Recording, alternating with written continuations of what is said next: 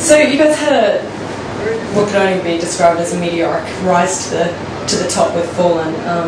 Can you take us back to when the album first started to take off? Was there a moment that you realised that this is really something a lot bigger than you thought it was going to be?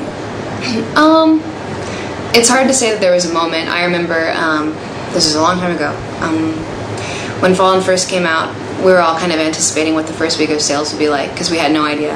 We knew we loved our music, and we'd worked really, really hard on it, but you never know, like, how it's going to be. And I don't remember exactly what it sold, but it did better than any of us kind of were betting. Like, we threw like $5 in a hat or something, you know.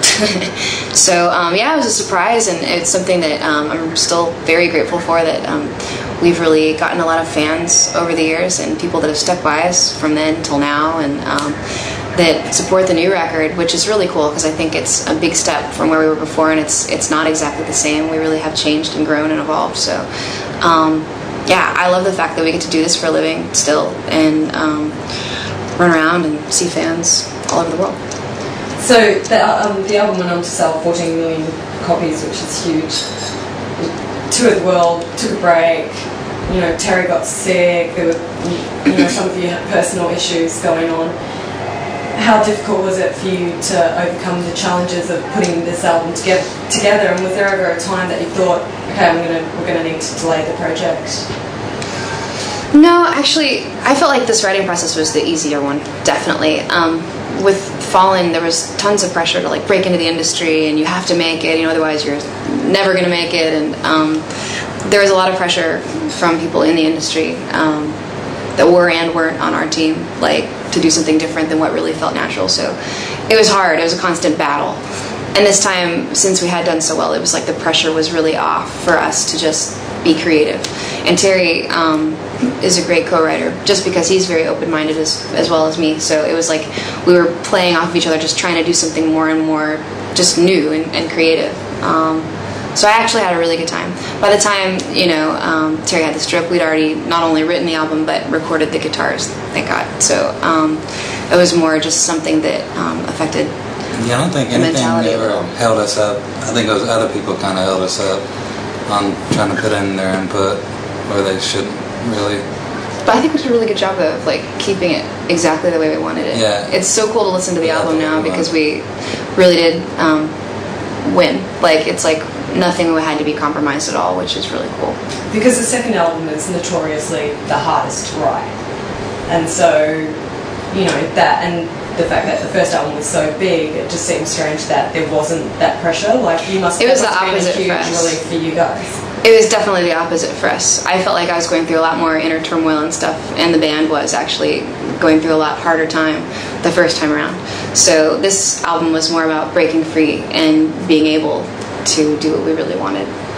And so does it feel like, you know, is it important for you guys to keep challenging yourself as artists and keep on encouraging each other to evolve your music creatively? Yeah, I think it's very important to constantly be evolving and growing. You never want to just get in a comfortable spot and keep writing the same album over and over again. I always want to contribute something good to the world. What would you say the biggest difference is musically between Fallen and The Open Door?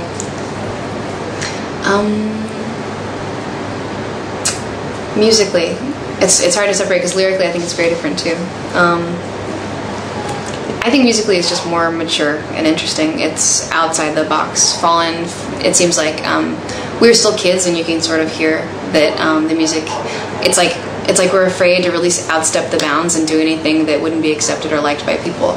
And this time we took a ton of chances, and often took the road, you know, less traveled, which feels really, really good to do, especially when it's something that you love at the same time. It's like, I wish we could do this, so let's do. I think musically it's just more brave and interesting and grown up. Lyrically, pretty much the same thing. I think it's just more empowered and not so sort of, you know, broken down. It's more like, all right, I'm standing up to my problems now. And what was the story behind Lithium? Lithium.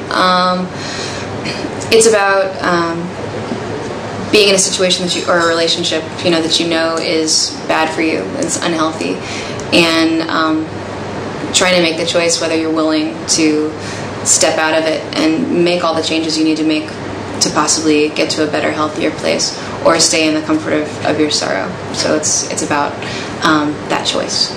Do you see the band as being like a major relationship in your life? Oh, absolutely. Yeah, absolutely. I'm like married to 4 dudes with no benefits.